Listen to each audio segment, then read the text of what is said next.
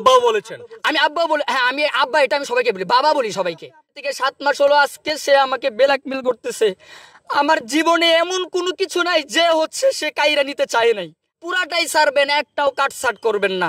সে যেই মাদ্রাসার থেকে বুখারী শরীফ পড়েছেন, যে তাকে বুখারীর সনদ দিয়েছে, সে যদি আইসা বলতে পারে আমি দিয়েছি, আমি জীবনে কারো সামনে মুখ দেখাবো না। আপনারা দেখছেন যে সামাজিক যোগাযোগ মাধ্যমে যে কল রেকর্ডের বিষয়টি ইতিমধ্যে আপনারা দেখেছেন, যে মাওলানা ওমর ফারুক আল আজমি যে বিষয়টা নিয়ে আপনারা ইতিমধ্যে দেখেছেন আলোচনায়।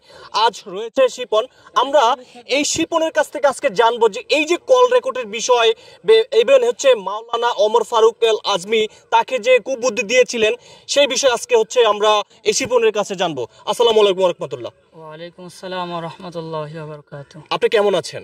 আলহামদুলিল্লাহ ভালো আছি, কিন্তু একটু অসুস্থ। আচ্ছা, আপনারা কেমন আছেন? আলহামদুলিল্লাহ খুব ভালো আছি। ইভেন আপনি একটি বিষয় ক্লিয়ার করবেন, কল রেকর্ড ভাইরাল যে বিষয়টি আপনি নিশ্চয়ই দেখেছেন, এই বিষয়টি সামাজিক যোগাযোগ মাধ্যমে চলতেছে, আপনি একটু ক্লিয়ার করেন। কল রেকর্ড যেটা ভাইরাল হয়েছে এটা আমি এখন পর্যন্ত দেখি নাই।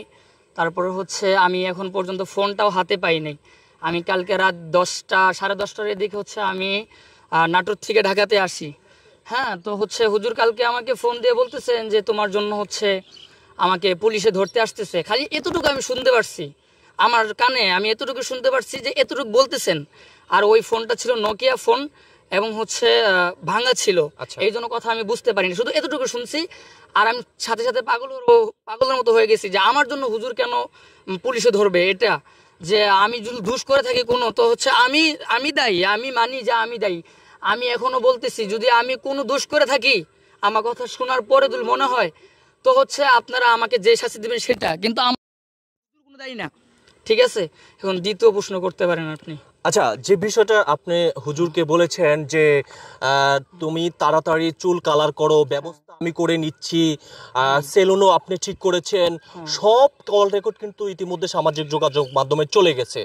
আপনি তাকে বলেছেন যে তুমি তাড়াতাড়ি ঢাকায় চলে আসো, তোমাকে আমরা কিভাবে ভাইরাল করতে পারবো, তোমার জন্য সাংবাদিক অপেক্ষা রয়েছে, ইভেন ছবিতেও কিন্তু আপনি পোস্ট করেছেন, যে এই বিষয়টা একটু বলবেন।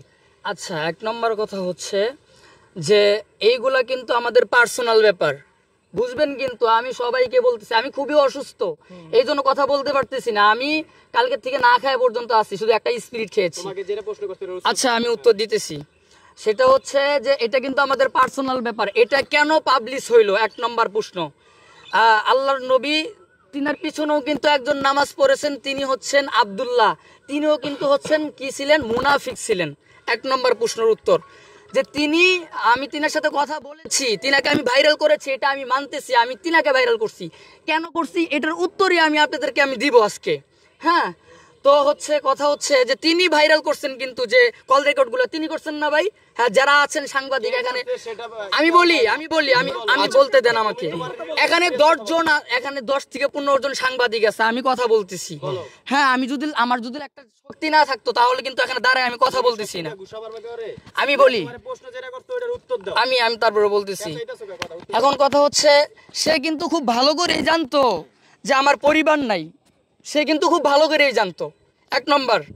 2 নম্বর হচ্ছে যদি আমাকে সে ফাঁসাইয়া মাইরাও ফালায় বাংলাদেশের ভিতরে, তো তাকে আটকানোর মতো মানে আমার পক্ষ থেকে কেউ যাবে না, 2 নম্বর কথা। 3 নম্বর কথা হচ্ছে আমি আজ থেকে 6 থেকে 7 মাস আগ থেকে সে আমাকে ব্ল্যাকমেল করতেছে।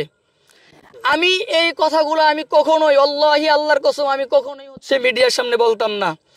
1 নম্বর কথা হচ্ছে যে আমি যখন ভালো হয়ে যাই, যখন সবাই জানতে পারে যা না আমি ভালো হয়ে গিয়েছি, সকল যখন জানতে পারে, তখন কিন্তু আমি মোটামুটি আর কি মানে ভালো একটা মানুষের কাছে যে না আমি ঠিক আছি, এরকম ব্যাপারটা না। আমি তিনাকে কেন ব্ল্যাকমেল করতে যাব? আমি কি তিনার থেকে বড় নাকি তিনি আমার থেকে বড়? আপনি এটা উত্তর দেন। বিষয়টা যেটা আপনি নিশ্চয়ই দেখেছেন যে সামাজিক যোগাযোগ মাধ্যমে কল রেকর্ড ভাইরাল, আপনি তাকে বলেছেন চুল কাটার জন্য, আপনার জন্য সেলুন রেডি আছে, 15,000 টাকা নিয়ে বাসা থেকে তাড়াতাড়ি বের হয়ে যান, নিশ্চয়ই আপনি বুঝতে পেরেছেন। আমি এই কথাগুলো বলেছি 100% সত্য, আমি এই কথাগুলো বলেছি। আমি রেকর্ড ভাইরাল হয়েছে নাকি আল্লাহি আল্লাহ আমি দেখি নাই, আল্লাহি আল্লাহর এখন পর্যন্ত আমার হাতে ফোন আমি পাই নাই, আমার ফোন আমার হুজুরের কাছে, 1 নম্বর কথা। 2 নম্বর হচ্ছে যে আমি কে ব্ল্যাকমেল করতেছে মাওলানা ওমর ফারুক আল আজমি। আর একটু কথা বলে নেই, হ্যাঁ, তিনি কিন্তু আলেম না, একটা কথা বললাম, তিনি আলেম না।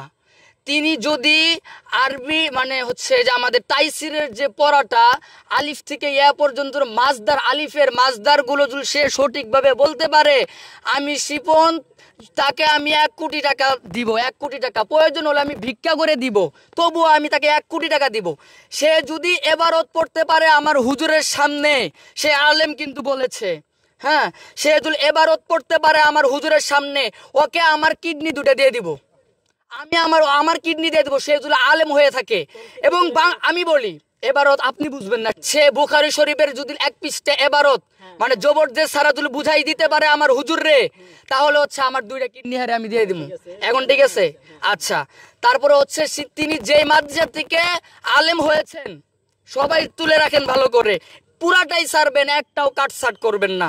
সে যেই মাদ্রাসার থেকে বুখারী শরীফ পড়েছেন, যে তাকে বুখারী সনদ দিয়েছে, সে যদি আইসা বলতে পারে আমি দিয়েছি, আমি শিপন জীবনে কারো সামনে মুখ দেখাবো না। থেকে 7 মাস হলো আজকে সে আমাকে ব্ল্যাকমেল করতেছে। আমার জীবনে এমন কোনো কিছু নাই যে হচ্ছে সে কাইরা নিতে চায় নাই, আমার জীবনে এমন কিছু নাই। সে খুব ভালো করেই জানতো যে মাওলানা, যেটাকে মাওলানা বলে, ও হচ্ছে ওমর ফারুক। সে যদি আলেম হইতো তাহলে আমি ওরে তুই মুই করে বলতাম না, ওকে আমি তুই মুই করা পর্যন্ত ভয়েসের ভিতরে যদি আপনারা, আমি তো ভয়েস শুনি নাই এখন পর্যন্ত কোনটা ভাইরাল হয়েছে। তিনি তো একজন বক্তা, আপনি তাকে এভাবে অপমান করতে পারেন না। আচ্ছা, সে যদি বক্তা হয় সে আপনাদের কাছে, কিন্তু আমার কাছে না। কেন? কারণ আমি বলি আমি মেসেঞ্জারে তাকে আমি তুই মুই করে বলছি। আপনি আব্বাও বলেছেন। আমি আব্বা বলি, হ্যাঁ আমি আব্বা, এটা আমি সবাইকে বলি, বাবা বলি সবাইকে, আব্বা না, আমি সবাইকে বাবা বলি, সবাইকে আমি সবাইকে বলি, এটা সবাইকে। ওমর ফারুক আল আজমিকে কেন, কোন অ্যাঙ্গেল থেকে বাবা বলেছেন, কেন বলেছেন? আচ্ছা আচ্ছা, এটা হচ্ছে আমি না না ভাই, কেন, এটা কোনো প্রশ্ন না, আমি সবাইকে বলি। আপনি যদি বিশ্বাস না করেন, আমার যারা ছাত্র ভাই আছে তাদেরকেও জিজ্ঞেস করলে আমি তাদেরকেও বাবা বলি, এবং কি আমার হুজুরের যে ছেলে আছে তাকেও মাঝে মাঝে আমি বাবা বলে ফেলাই, কারণ এটা আমার হয়ে গেছে, বুঝবেন? ঠিক আছে, এটা ক্লিয়ার। আচ্ছা, ব্ল্যাকমেল করতেছে। যখন আমি হচ্ছে গাজীপুরে থাকতাম, তিনি আমার সাথে থাকতেন, আমার সাথে তিনি 3 থেকে 4 মাস আমার সাথে ঘুমাইছেন। না না, টিকটকার না, তখন আমি ভালো হয়ে গেতেছি আর কি, এরকম। হ্যাঁ, তো ব্ল্যাকমেলটা হয়েছিল। আমি তখন ওই সময়ে তখন আমার চুল ছিল না, তখন ওই সময়ে আমি কোন মেয়ের সাথে, মনে তো কাজল আক্তার এরকম একটা মেয়ে হবে, হ্যাঁ, তার সাথে আমি ভিডিও কলে হচ্ছে আমি কথা বলেছিলাম, এটা সে হচ্ছে রেকর্ড করেছিল, বুঝবেন? আচ্ছা, কথা কিন্তু বুঝবেন, রেকর্ড করেছিল। এখন আমি তাকে বলেছিলাম, যেহেতু আমরা ফ্রেন্ড মানুষ একসাথে থাকি, তাকে আমি বলছিলাম দোস্ত ডিলিট করে দে। সে কয়ে দূর, তোর সাথে কোন বিষয় হলো, এটা এমনি করছি। এটা হলো 1 নম্বর। আমি তখন পুরাপুরি ভালো হই নাই, তখন আমি অনেক মেয়েদের সাথে উল্টাপাল্টা কাজ করছি, বাকি আগেরও যে ভিডিও আছে এইগুলো হচ্ছে আমি তাকে বন্ধু মনে করে দিয়েছিলাম, আমি আমি বলি না, আমাকে বলতে দেন। ওটা তো চুল কালার করা যেটা ছিল, ওটা দেখলে তো আপনারা মনে করবেন যে সে আগের ছিল, কিন্তু যখন চুল কালার করা ছিল না, তখন যদি আপনারা দেখেন তাহলে আমারে খারাপ বলবেন না ভাই, বুঝেন না? আপনারা আমাকে খারাপ বলবেন তো। তো তিনি আমাকে ওই ভিডিওগুলো নিয়ে আমাকে প্রতিনিয়ত আমাকে হচ্ছে ব্ল্যাকমেল করতো। কে ব্ল্যাকমেল করতো? এই যে ফারুক, ওমর ফারুক, হ্যাঁ আজমি। তিনার নিয়ত হচ্ছে বাংলাদেশের ভিতরে শ্রেষ্ঠ বক্তা হবে। আমি বলি, তিনি আমার কাছে ফোন নাই, এবং হচ্ছে যে যিনি প্রিন্স বাবু বাঁধন, ঠিক আছে, আমি বলি কথা বুঝেন না কেন?